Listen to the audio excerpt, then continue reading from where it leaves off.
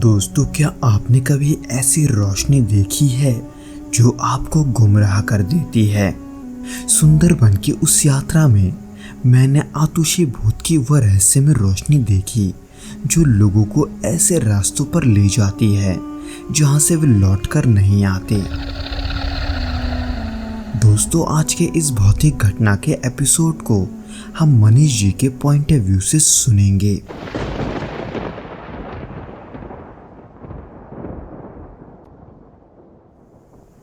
ये कहानी सन 1998 की है, जब मैं कोलकाता में अपने दोस्त अभिजीत के पास कुछ दिनों के लिए गया हुआ था।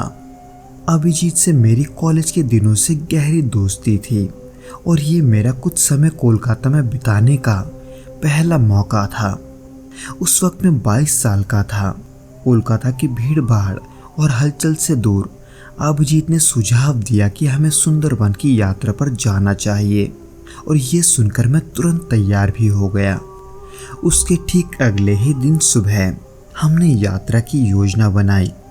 अभिजीत ने वहाँ के एक स्थानीय गाइड से भी बात किया जो सुंदरबन के इलाकों को अच्छे से जानता था। उसका नाम अनिल था और वो एक शांत और अनुभवी व्यक्ति लग रहा था। उसकी सलाह पर हमने एक नाव किराए पर ली क्योंकि सुंदरबन के अंदरूनी इलाकों तक पहुँचने का यही सबसे सुरक्षित तरीका था।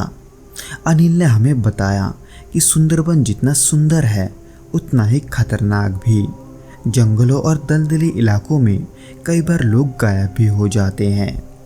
खैर, उसके 2-3 दिन बाद ही हमने सुबह सुबह यात्रा शुरू की। सूरज अभी उगा ही था और उसकी किरणें पानी पर सुनहरी आभा बिखेर रही थी।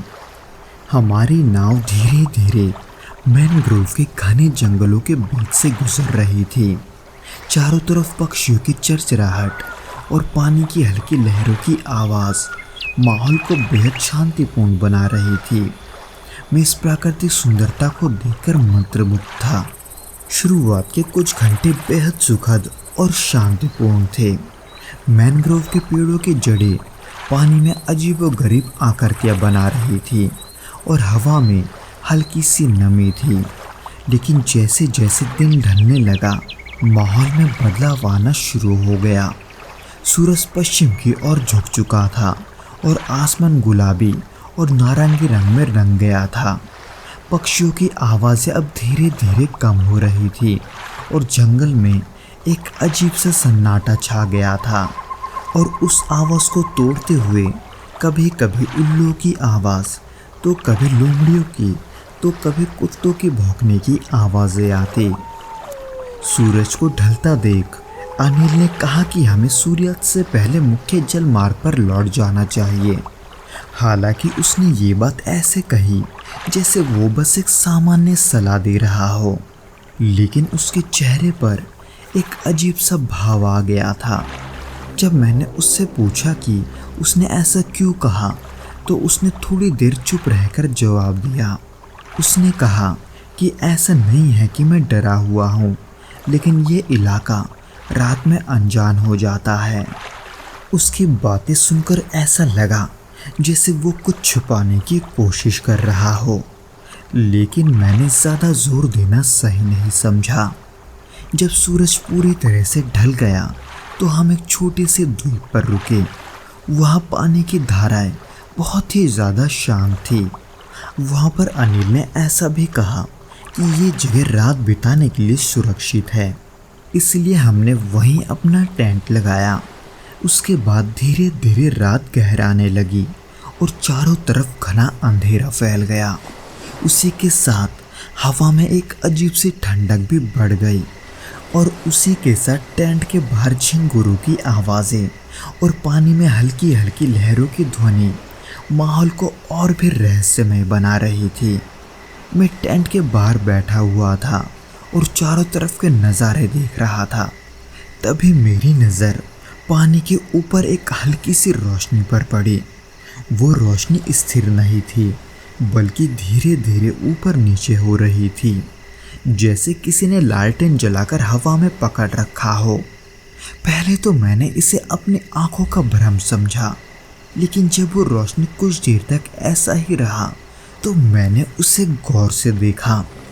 जब मैंने उस पर गौर किया तो उसकी धीमी हरकतें और उसका रंग मानो मुझे अपनी ओर खींच रहा था, और न जाने क्यों उसे देखकर मेरे मन में डर और बेचैनी की लहर दौड़ने लगी।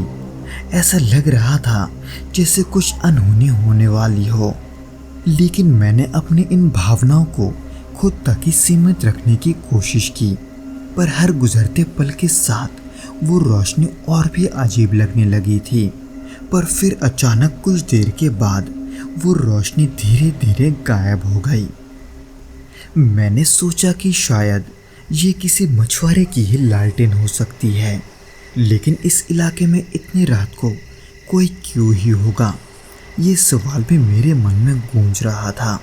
मैंने इस बारे में अनिल से पूछा तो अनिल ने इस सवाल का कोई जवाब नहीं दिया, बल्कि उसके चेहरे पर चिंता की एक लकीर साफ झलकने लगी।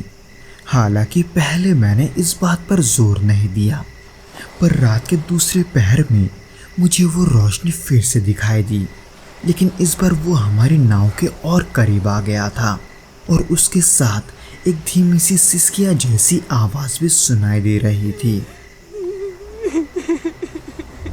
उस सन्नाटे में उस आवाज को सुनते ही मेरी रीढ़ की हड्डी में सिरहन दौड़ गई। इसलिए मैं जल्दी से टेंट में गया और अनिल को ये सब बताने लगा। हालांकि मेरी बातों को सुनकर अनिल अपने टेंट से बाहर तो आ गया था, लेकिन वो जब तक बाहर आया तब तक वो रोशनी गायब हो चुकी थी। पर अब जब मैंने उस रोशनी को 2 बार देखा था तो ऐसे में मैं अनिल को यही समझाने की कोशिश कर रहा था कि वो सब मेरा वहम नहीं है। अनिल चुपचाप बस मेरी बातों को सुन रहा था। उसने एक शब्द भी नहीं कहा, लेकिन उसकी आंखें वो कुछ और ही कह रही थी। उसके अगले दिन जब हम वहाँ से वापस लौटे तब अनिल ने अकेले में मुझे बताया कि जिस रोशनी को मैंने देखा उस रोशनी को गांव वाले आतोशी कहते हैं।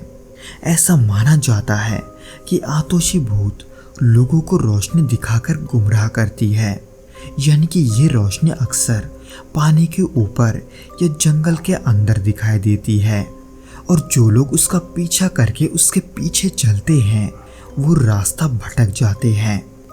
अनिल ने ये भी बताया कि कई बार कई लोग इस रोशनी का पीछा करते करते दलदल जैसे खतरनाक जगहों पर फंस चुके हैं, और कुछ तो ऐसे भी लोग हैं जो वापस नहीं लौटे। अनिल ने मुझे ये सब सुबह ही क्यों बताया, ये मैंने उससे जानने की कोशिश की। उसने इसके जवाब में बताया कि कहीं मैं डर ना जाऊं, इसलिए उसने रात को मुझे कुछ नहीं बताया। दोस्तों, आज भी जब भी मैं उस घटना के बारे में सोचता हूँ तो मैं सोच में पड़ जाता हूँ। वो रोशनी, वो आकृति और वो सिसकियों की आवाज़ें मेरे लिए आज भी एक रहस्य है, और उससे भी रहस्यमयी बात अनिल की वो बातें हैं। उसके शब्द मेरे लिए एक पहेली बन चुके हैं। क्या वो रोशनी सचमुच में हमें किसी अनजाने सच की ओर खींच रही थी, या वो केवल एक छलावा था? तो दोस्तों, ये तो था वो घटना जो सुंदरवन के जंगलों में मनीष जी के साथ घटा था। उम्मीद करता हूँ कि आपको ये पसंद आया होगा। तो चलिए अब बिना किसी और देरी के आज के अगले घटना की ओर बढ़ते हैं, जिसे हम मुकेश जी के पॉइंट ऑफ व्यू से सुनेंगे।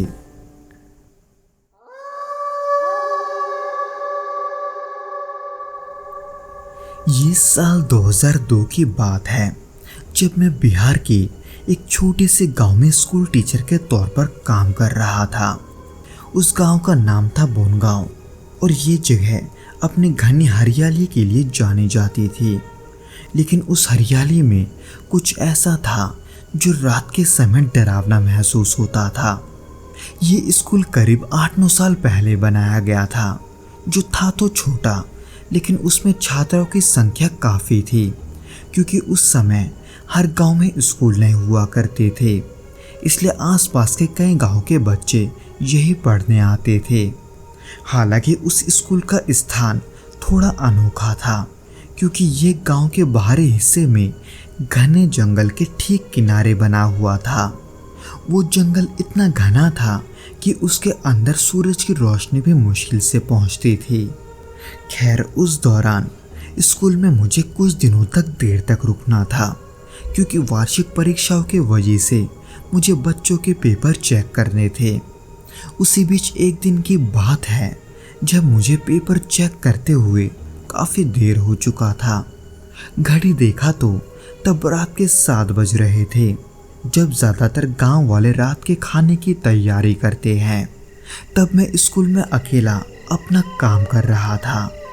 बाहर से आती उल्लू की पुकार और कभी कभी कुत्तों के भौंकने की आवाज़ ही उस जगह के सन्नाटे को तोड़ रही थी। तभी ठीक उसके कुछ मिनटों बाद अचानक स्कूल के गलियारे से मुझे हल्की सी आहट सुनाई दी। पहले तो मैंने सोचा कि शायद वो कोई जानवर होगा, लेकिन जब वो आवाज़ दोबारा आया तो मेरे रोंगटे खड़े हो गए, क्योंकि ऐसा लग रहा था जैसे कोई नंगे पैर गलियारे में चल रहा है। पर कौन, ये देखने के लिए मैंने अपनी टॉर्च उठाई और दरवाजे की तरफ देखा, लेकिन वो गलियारा वो पूरी तरह से अंधेरे में डूबा हुआ था और वहाँ कोई नहीं था। लेकिन जैसे ही मैंने थोड़ा और आगे कदम बढ़ाया, मुझे गलियारे के एक कोने में एक धुंधली सी परछाई नजर आई। वो एक औरत की आकृति की थी और उसने हल्के रंग की साड़ी पहन रखी थी और उसके बाल भी खोले हुए थे। वो शुरुआत में तो मेरी तरफ पीठ करके खड़ी थी, जिसे देखकर मेरी सांसें तेज होने लगी। मैंने सोचा कि इतनी रात को आखिर यहाँ कौन क्या कर रहा है। क्या ये कोई गांव की महिला है जो किसी मदद के लिए आई है, या फिर कुछ और ही बात है। ये जानने के लिए मैंने थोड़ा और पास जाकर देखा। जब मैं पास गया तो वो औरत एकदम स्थिर खड़ी थी, एकदम किसी मूर्ति की तरह। मैंने पीछे से उसे आवाज़ दिया, लेकिन उसने कोई भी प्रतिक्रिया नहीं दी। उसका अजीब सा रवैया मुझे अब डराने लगा था, और इसी अजीब से डर के वजह से मैं उसके पास जाने से भी कतरा रहा था। खैर, मैंने सोचा कि वापस अपने कमरे में लौट जाऊं, लेकिन तभी उसने धीरे से अपना सिर मोड़ा, और जैसे ही उसने अपना पूरा चेहरा मेरी तरफ किया तो उसकी आंखें मुझे साफ दिखाई दी। वो एकदम काली और गहरी थी, यानी कि आंखों में जितना सफ़ेद हिस्सा होता है वो उसकी आंखों में बिल्कुल नहीं था। ये देखते ही मेरी दिल की धड़कनें बहुत तेज हो गई, और तभी मेरी नज़र उसके पैरों पर भी पड़ी, और जैसे ही मैंने उसके पैरों पर देखा, मेरा शरीर जैसे सुन पड़ गया, क्योंकि उसके दोनों पैर ही उल्टे थे। उसे देखकर मैं ऐसा घबराया कि मेरे हाथ से टॉर्च गिरते गिरते बचा। हालांकि मैंने बिना पल गवाए वापस कमरे की तरफ भागना शुरू किया, और कमरे में पहुंचते ही दरवाज़ा जोर से बंद कर लिया। उस पल में मेरी सांसें इतनी तेज चल रही थी कि मैं खुद अपनी धड़कनों को सुन पा रहा था।